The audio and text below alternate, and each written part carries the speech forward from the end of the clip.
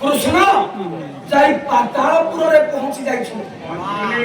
মাল পাতালপুরে পৌঁছিলা বেড়ে সেদিন সখী ମାନଙ୍କ সহিত ଜାମ୍ବବତୀ ପାତାଳପୁରର ରାଜ ଉଦ୍ୟାନରେ ପରିଭ୍ରମଣ କରୁଛନ୍ତି। ଯେତେବେଳେ ପାତାଳପୁରର ରାଜ ଉଦ୍ୟାନରେ ପରିଭ୍ରମଣ କରୁଛନ୍ତି ଜାମ୍ବବତୀ କୃଷ୍ଣ ଦେଖିଦେଲେ। ଆପଣ ମାନଙ୍କର ମେହେର ସାହିତ୍ୟ ପଦେ ଆନନ୍ଦ ପ୍ରତିମା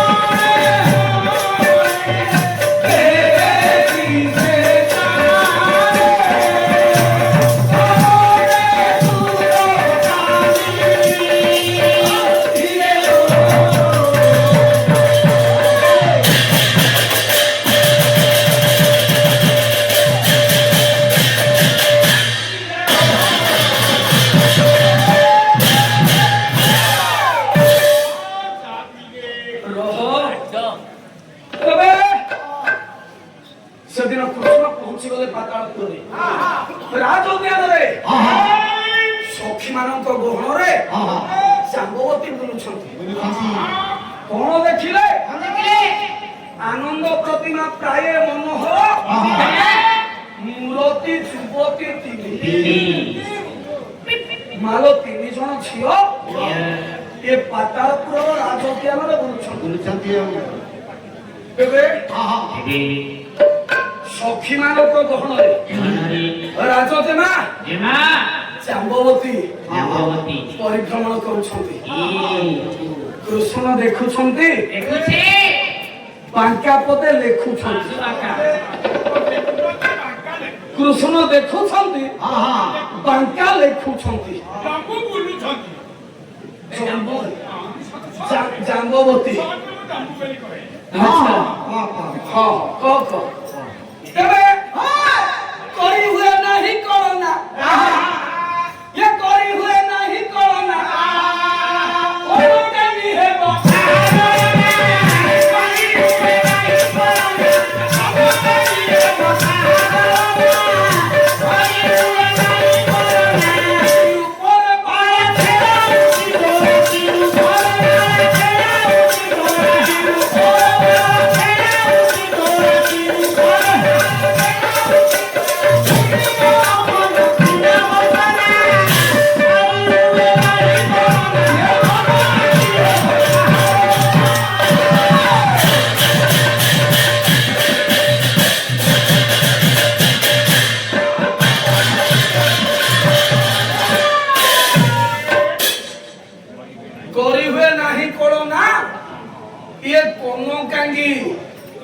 କନକ କହିଲେ ସୁନା, ସୁନା ଭଳି ରଙ୍ଗଟା ଇଏ ଝିଅର, ଇଏ ସ୍ୱର୍ଣ୍ଣାଙ୍ଗୀ ସତରେ କାହା ଭାଗ୍ୟରେ ଅଛି? କାହିଁକି ରେ ଧନ ଧନ୍ୟ ତାର ବାଙ୍କ ଚାହାଣି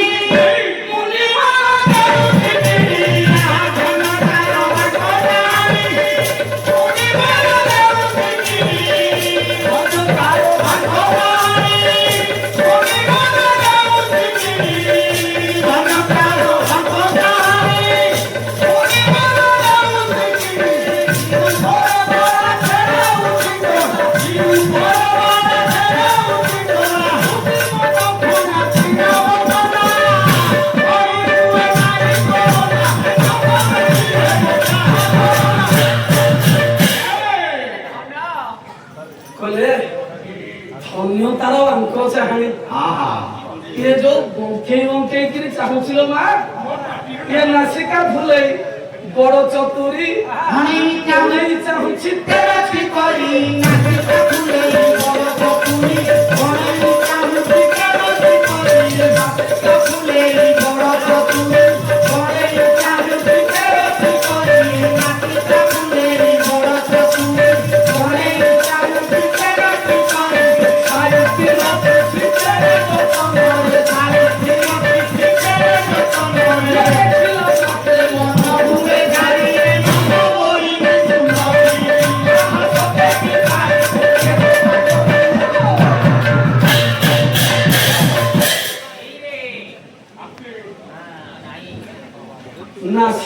ଫୁଲେଇ ବଡ଼ ଚତୁରୀ ଇଏ କଣେଇ ଚାହୁଁଛି ତେର କରି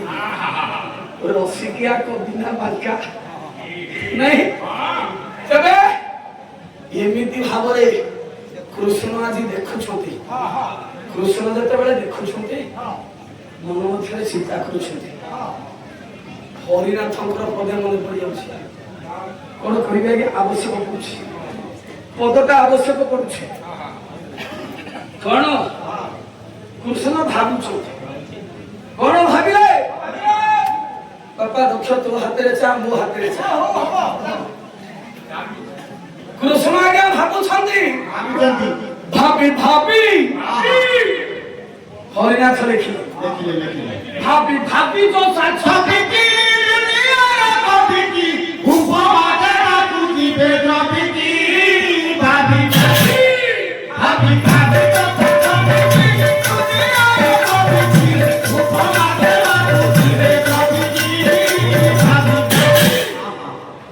ଭାବୁଛନ୍ତି କୃଷ୍ଣ କହିଲେ ଏ ସୁନ୍ଦରୀ ଏତେ ସୁନ୍ଦର ଯେ ଦୁନିଆରେ ଏମିତି କେହି କବି ନାହାନ୍ତି ୟା ସହିତ ଆଉ କାହାକୁ ତୁଳନା କରିଦେବେ ବା ଆଉ କାହାକୁ ୟା ସହିତ ତୁଳନା କରିଦେବେ କାହିଁକି ଏ କବି ଧାରୀ ନାରୀ ଠାରୁ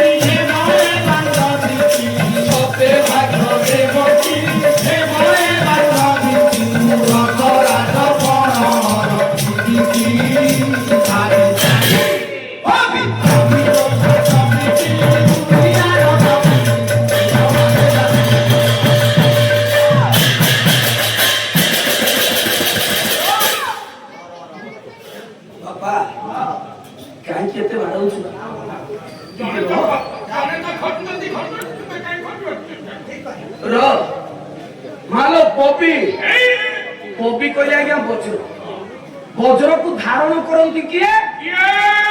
इंद्र पविधारी नारी ठारू झिनिचिया ठारू इंद्रंकर स्त्री होचंती सची कहले सची ठारू ये झियर रूप लावण्य आहुरी सुंदर सतरे कोन एमिति का भाग्य हो ये झियो को मु पाइबी ताहे पाइबो किए पाइबो किए मोई भला चोका थिबो किए कोन मोई भला चोका थिबो 51 बयस हेलानी आहुरी तू टोका छोड़े मने मने भाबुची आज्ञा हां मने मने भाबु मने मने पौरसिना फोटा पालिंकी रे बसी हां भाबी भी देखिबे हां ते चिंता करछंती सतरे ये झियो को पाइबो किए सेटा कथा हरिनाथ कइले पाइबो किए एठी तो एका बापा माने पाला देखु नाहंती अविवाहित पुओ आ अविवाहिता झियो माने भी पाला देखु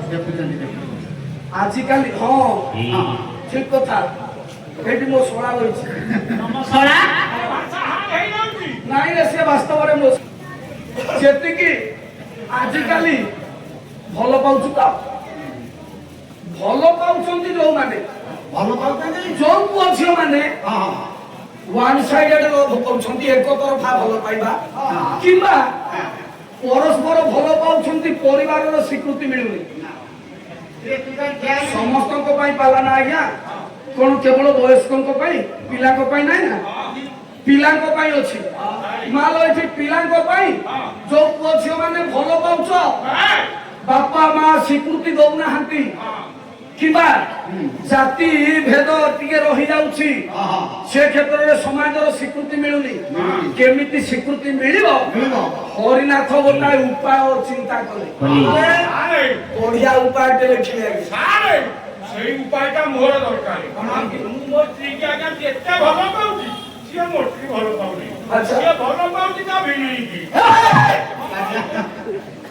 ओ पाटिया कुटिया रो कोन कहले भविष्य को रिक গোপীনাথ রবি ছবি রবে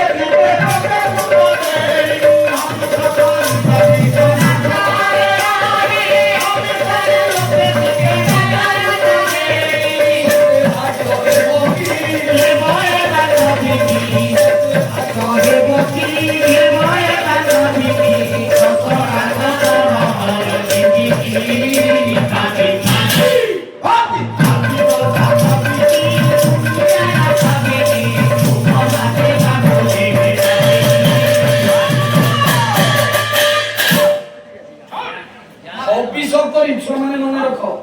ଯୋଉ ପୁଅ ଝିଅ ମାନେ ଭଲ ପାଉଛ କେମିତି ତମ ଭଲ ପାଇବାଟା ଫଳପ୍ରଦ ହବ ହବିଷ କରି ଗୋପୀନାଥ ଆଳେ କାର୍ତ୍ତିକ ମାସରେ କିଏ ହବିଷାନ୍ନ ଭକ୍ଷଣ କରୁଥିବ ଗୋପୀନାଥ ଆଳେ ରହି ଗୋପୀନାଥ ଦେବଦେବ ମହାଦେବଙ୍କ ଆଳୟରେ ରହୁଥିବ ମହାଦେବଙ୍କ ଆଳୟରେ ଅଧିଆ ପଡୁଥିବ ନାଇଁ ଆଉ କଣ କରିବ ନା ରବି ଛବି ଲୋକେ ଯିବେ କବ୍ୟ ଘୃତ ଦେଇ ରବି କହିଲେ ସୂର୍ଯ୍ୟ ସୂର୍ଯ୍ୟଙ୍କର ଆଲୋକରେ ଆଲୋକିତ ହୁଏ ମା ଚନ୍ଦ୍ର ଭାଇମାନେ ପିଲାମାନେ ମନେ ରଖ ଚନ୍ଦ୍ରଙ୍କର ବିଲୋପ ଅମାବାସ୍ୟା ଇଏ କୋଉ ଅମାବାସ୍ୟା ନା ଜାଗର ଅମାବାସ୍ୟା ଜାଗର ଅମାବାସ୍ୟା ଦିନ ଯିଏ ଗୁଆ ଘିଅରେ ଦୀପ ଜାଳି ରାତି ଉଜାଗର ରହିଥିବ ମାଲୋ ଶିବ ମନ୍ଦିରରେ ଗୁଆ ଘିଅରେ ଦୀପ ଜାଳି ଯିଏ ରାତ୍ରି ଉଜାଗର ରହିବ ତା ମନସ୍କାମନା ଶିବ ନିଶ୍ଚିତ ପୂର୍ଣ୍ଣ କରିବେ ତା ଭଲ ପାଇବାଟା ଫଳପ୍ରଦ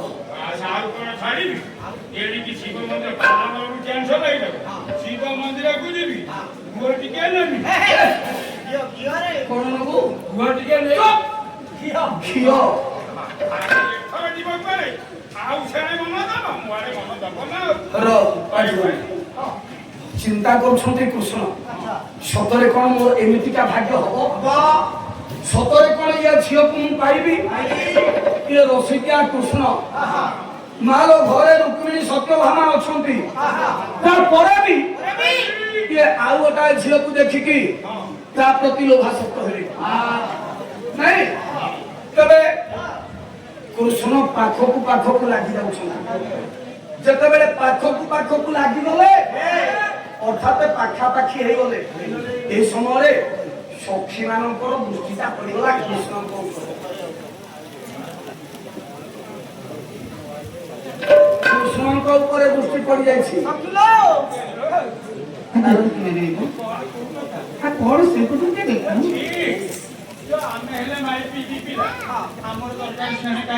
କୃଷ୍ଣଙ୍କର ରୂପର ବନ୍ୟରେ ସେଦିନ ଜାମ୍ବବତୀ ପ୍ରଭାବିତ ହେଇଯାଇଛି ଜାମ୍ବବତୀ କୃଷ୍ଣଙ୍କୁ ଦେଖିଦେବା ପରେ ଚିନ୍ତା କରୁଛି ସତରେ ଭଗବାନ ବୋଧହୁଏ ମୋ ପାଇଁ ୟାଙ୍କୁ ପଠେଇଛନ୍ତି ୟାଙ୍କୁ ମୁଁ ବିବାହ କରନ୍ତିନି ଜାମ୍ବବତୀ ଚିନ୍ତା କରୁଛନ୍ତି ୟାଙ୍କୁ ମୁଁ ବିବାହ କରନ୍ତିନି ଧୀରେ ଧୀରେ ପାଖାପାଖି ହେଇଗଲେ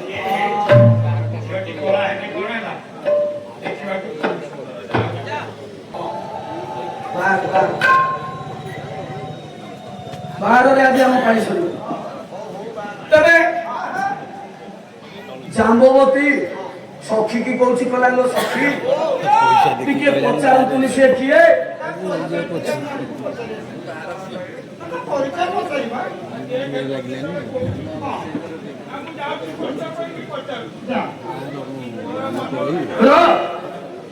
ସଖୀ ଏଠି ଯାଇ ପଚାରିଲା ବେଳେ କୃଷ୍ଣ କହିଦେଲେ ମୁଁ ଦ୍ୱାରିକା ଅଧୀଶ୍ୱର କୃଷ୍ଣ ଚମକି ପଡିଲା ରାଜଦେମା ଜାମ୍ବବତୀ ଚିନ୍ତା କରିଥିଲା ମୁଁ ଅନେକ ଦିନ ହେଲାଣି ମନେ ମନେ ଯାହାଙ୍କୁ ସ୍ୱାମୀ ରୂପରେ ପାଇବି ବୋଲି ଚିନ୍ତା କରିଥିଲି ଆଜି ସେଇ ପୁରୁଷ ଆଜି ମୋ ସମ୍ମୁଖରେ ଦଣ୍ଡାୟମାନ ତେବେ ଜାମ୍ବବତୀ ଭିତରେ ଭିତରେ ଆନନ୍ଦିତ ହେଲା ବେଳେ ଟିକେ ଲାଜ କରିଦଉଛି। ଏପଟରେ କୃଷ୍ଣଙ୍କର ଦୃଷ୍ଟି ପଡିଗଲା ଜାମ୍ବବତୀ ଗୋଳାରେ ଥିବା ଶ୍ୟମନ୍ତକ ହାର ଉପରେ। ଚମକି ପଡ଼ିଲେ ଜାମ୍ବବତୀ ଗୋଳାରେ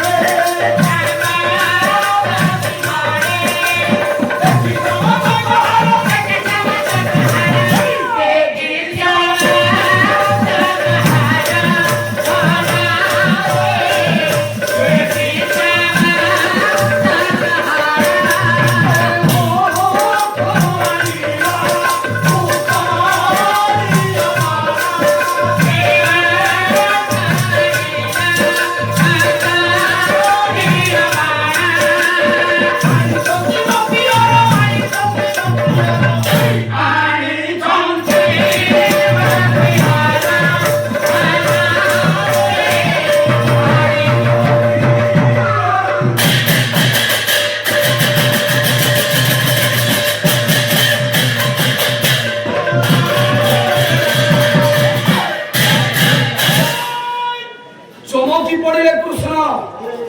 জাম্ববতী গোଳାରେ ଶ୍ୟମନ୍ତକ ହାରଟାକୁ ଦେଖି ଚିନ୍ତା କଲେ ଏଇ ହାରଟା ତ ମୋ ସ୍ତ୍ରୀ ସତ୍ୟଭାମାର। ଆଜି ଏ ପାତାଳପୁରକୁ ଆସିଲା। ପଚାରିଲେ କହିଲେ କିଏ ତମେ? ହଁ ଜାମ୍ବବତୀ। କିଏ? ମୁଁ ଜାମ୍ବବାନଙ୍କର କନ୍ୟା। ଜାମ୍ବବାନଙ୍କର କନ୍ୟା? ମୋ ନାମ ଜାମ୍ବବତୀ।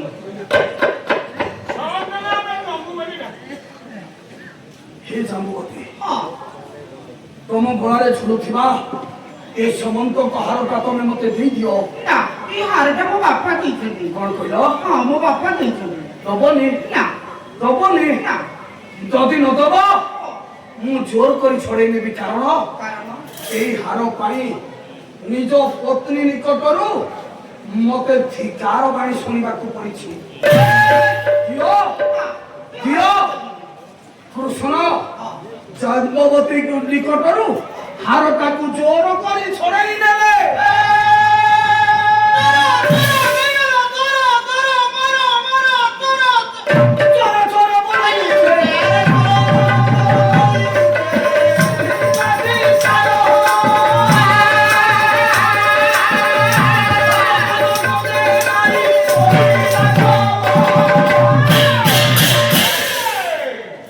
চোর চোর বলে চিৎকার শুনেছি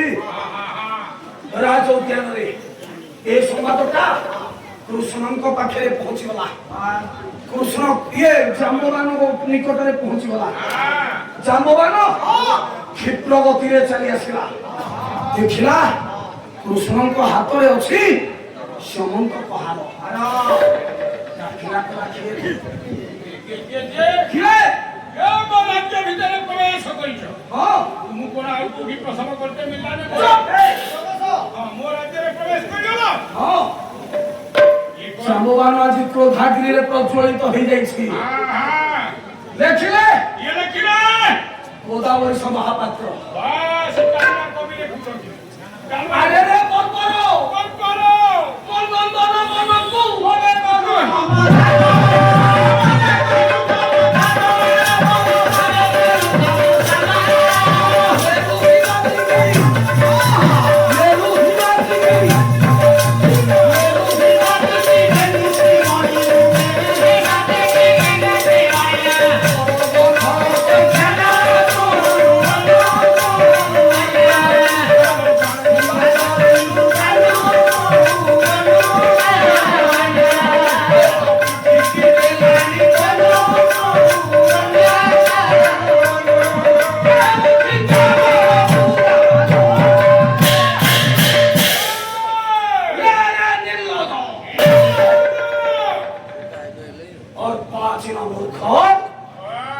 তোর তো কম সাহস নহ মো রাজ উদ্যাନରେ প্রবেশ করি ମୋ କନ୍ୟା ଗଳାରୁ ତୁ ହାର ଚୋରି କରିଛୁ। ଜାମ୍ବବାନ ଆଉ କୃଷ୍ଣଙ୍କ ମଧ୍ୟରେ ପିଲା ପହଞ୍ଚି ସାରିଲେଣି। ମୁଁ ପିଲାଙ୍କୁ ବସାଏନି କାଲି ସିନା ରବି ଭାଇନା ମୋ ପିଲାଙ୍କୁ ଅଧଘଣ୍ଟେ ବସେଇଲେ ମୋର କିନ୍ତୁ ଅଭ୍ୟାସ ନାହିଁ ପିଲା ଆସିକି ପହଞ୍ଚିଲେ ତ ମୁଁ ଚିନ୍ତା କରିବି କେମିତି ବିଷୟକୁ ସାରିବି ଯିବି ଆର ଦଳକୁ ଦେଖିଲେ ମତେ କାହିଁକି ଭାରି ଡର ମାଡ଼େ ତାଙ୍କୁ ବେଶୀ ସମୟ ବସେଇବା ପାଇଁ ମୋର କାହିଁକି ବିବେକ କରେନି ମୁଁ ଜମା ବସାଏନି ତେବେ ମତେ ଭାରି ହେଇଗଲାଣି ତମେ ଆସି ପହଞ୍ଚି ଗଲ ନା ମତେ ଭାରି ହେଇଗଲା ନାଇଁ ଏଇଗୁଲା ହାଲୁକା ଲାଗୁଛି ଇଏ ଯେତେ ହବ ସେତେ ହାଲୁକା ଲାଗିବ ତେବେ କୃଷ୍ଣ ଆଉ ଜାମ୍ବବାନ ଭିତରେ ଆଜ୍ଞା ଲଢେଇଟା ହେଇଛି କେମିତି ଲଢେଇ ହେଇଛି ମାତ୍ର ଗୋଟାଏ ପଦ ଦଉଛି ଗୋଦାବରୀ ମହାପାତ୍ର ଲେଖିଲେ ଗୋଟାଏ ପଦ ବାହୁମ ଗୋଟେ ଛାଙ୍ଗ ବାହୁମ ମହାବନ୍ଧୀ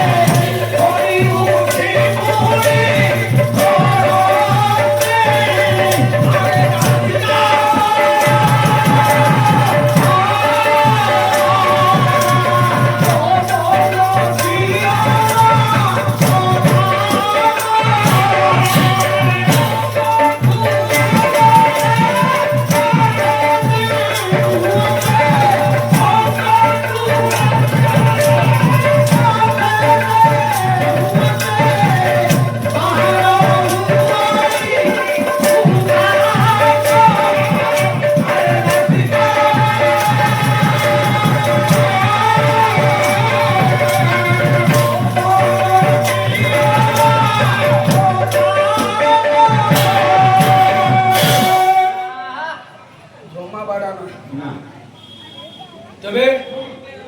ବାହୁ ବନ୍ଧା ବନ୍ଧି ମୁଣ୍ଡ ପୋଡ଼ା ପୋଡ଼ି ହିଆକୁ ହିଆ ପ୍ରହାରନ୍ତି ବାହୁ ଯୁଦ୍ଧ ହେଇଛି ଏ ବାହୁ ଯୁଦ୍ଧରେ ଆଜ୍ଞା ହାରି ଯାଇଛନ୍ତି କୃଷ୍ଣ ମାଲ କୃଷ୍ଣ ହାରିଯିବା ପରେ କୃଷ୍ଣଙ୍କୁ ମାଡ଼ି ବସି ଜାମ୍ବବାନ ନାସାପୁରାକୁ ମୁଷ୍ଟିଘାତ କରିଛି ମୁଷ୍ଟିଘାତ ଫଳରେ ନାସାପୁରାରୁ ରକ୍ତ ବାହାରିଲା ଏ ରକ୍ତ ଯାଇ ସୁରଙ୍ଗ ପଥରେ ପହଞ୍ଚିଗଲା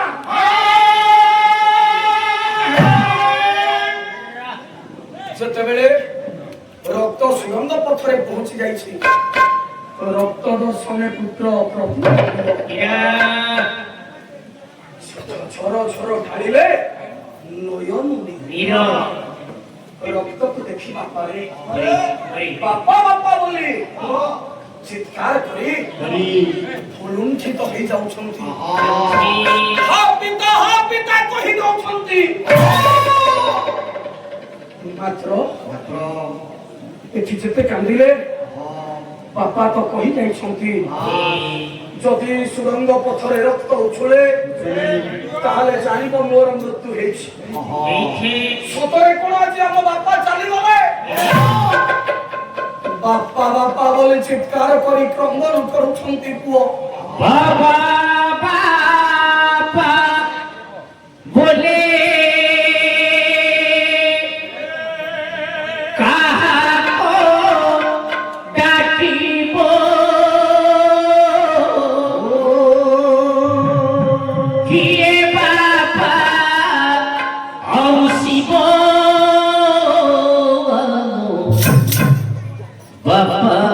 Pori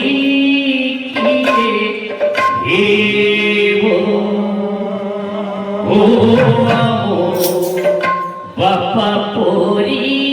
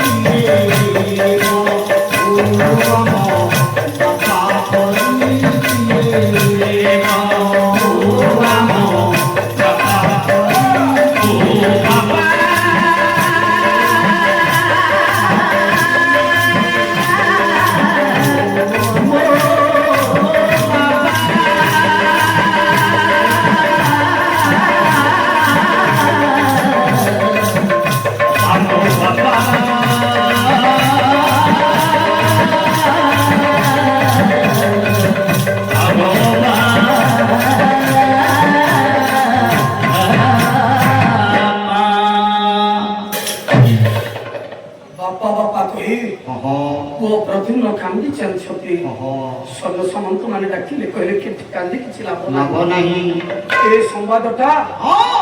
राणी मान पाखे पहुंचाई राणी माने शुणा राणी माने भूल लुंठित हो जाती समय देवर्षि नारद आसी पहुंचले कहले माँ जायंते जी ये संसार को थरे आसे से निश्चित भाव रे जाए मृत्यु जन्म पदांती रोते है नष्ट हो जाए होते अद्यवाद्य शतांते वा मृत्यु रूपी प्राणी ना ध्रुव ये संसार को जी आसे से निश्चित मरे कि आजी मरछि तो कि 100 वर्ष परे मरछि किंतु मरिबाटा सुनिश्चित जेतबे स्वामी चली जाय छंती तांकर शेषकृत्य संपन्न करबा पड़िबो शेषकृत्य संपन्न करबा पई कुशर गोटाए प्रतिमूर्ति निर्माण करा गला कुशर प्रतिमूर्ति निर्माण करी वो प्रतिम्न सहित सैन्य सामंत माने श्मशान को ले जाई छंती श्मशान रे जते बेले दाह करी दियंती काठ गुडा को पुरी गला लो मा हेले ए कुशर प्रतिमूर्ति ता पड़िला ना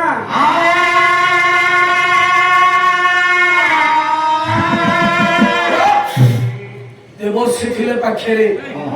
देवर्षि कहले हे प्रतिम्न अरे तमे परा पिंड रंधन करिन श्मशान रे आज्ञा अर्थदग्ध पिंड रंधन करा जाय अर्थदग्ध पिंड रंधन करा जाय श्मशान रे दान करा जाय जते बेले अर्थदग्ध पिंड रंधन हला দেবর্ষি নারদ নিজে আজ পিণ্ড দান কলে পুরোহিত হই 11টা পিণ্ড কৃষ্ণ নামে প্রেতায় শ্রদ্ধা কহি দেলা বেলে দ্বাদশ পিণ্ডটা কৃষ্ণায় স্বাহা কহি দেই দেবে পিণ্ড দান যাই পড়িলা কৃষ্ণঙ্কর মুখরে।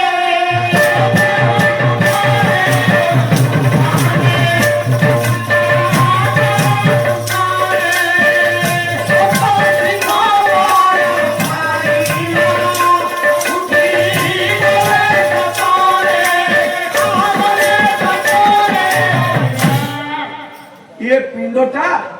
सीधा जाई कृष्णଙ୍କ ମୁହଁରେ ପଡିଲା ଯେତେବେଳେ କୃଷ୍ଣଙ୍କ ମୁହଁରେ ପଡିଲା ମାଡ଼ି ବସିଥିଲା ଜାମ୍ବବାନ ସପ୍ତ ସିଂହର ବଳ ପାଇଗଲେ କୃଷ୍ଣ ଓଲଟେଇ ଦେଲେ ଜାମ୍ବବାନ ମାଡ଼ି ବସିଲେ ନାସାପୁରାକୁ ମୁଷ୍ଟିଘାତ ଦେଲେ ଯେତେବେଳେ ମୁଷ୍ଟିଘାତ ଦେଇଛନ୍ତି କହିଲେ ଏଥର ତୋ ଇଷ୍ଟକୁ ସ୍ମରଣ କର ଜାମ୍ବବାନର ଇଷ୍ଟ ଆଜ୍ଞା କିଏ କି ପ୍ରଭୁ ରାମ ଠାକୁର ଜାମ୍ବବାନ ରାମ ଠାକୁରଙ୍କୁ ଆଜ୍ଞା ଡାକିଲା ଆଉ ସମୟ ନାହିଁ ଗୀତ ଗାଇବା ପାଇଁ ପୁଣି ତାଣ୍ଡବ ଟିକେ ହବ ହଁ ତାଣ୍ଡବ କରିବି ବିଷୟଟାକୁ ସାରିଦିଏ ଖାଲି କଥାରେ କହିବି ତବେ ଜାମ୍ବବାନ ଯେତେବେଳେ କୃଷ୍ଣଙ୍କୁ ରାମଙ୍କୁ ଡାକିଲା ଜାମ୍ବବାନ ମାରି ବସିଥିଲେ କୃଷ୍ଣ ଛାଡ଼ିଦେଲେ କହିଲେ ଆରେ ତୁ ମତେ ଡାକୁଛୁ ଜାମ୍ବବାନ କହିଲା ନା ମୁଁ ତତେ ଡାକୁନି ମୁଁ ମୋ ପ୍ରଭୁ ରାମ ଠାକୁରଙ୍କୁ ଡାକୁଛି ଏଇଠି ପ୍ରଭୁ କୃଷ୍ଣ ଜାମ୍ବବାନଙ୍କୁ ବିଶ୍ୱରୂପ ଦର୍ଶନ କରେଇଲେ ଜାମ୍ବବାନ ବିଶ୍ୱରୂପ ଦର୍ଶନ କଲା ପରେ ପାଦ ତଳେ ପଡିଲା କହିଲା ପ୍ରଭୁ ମୁଁ ଆଜି କିଛି ମାଗିବି ନା କଣ ମାଗିବ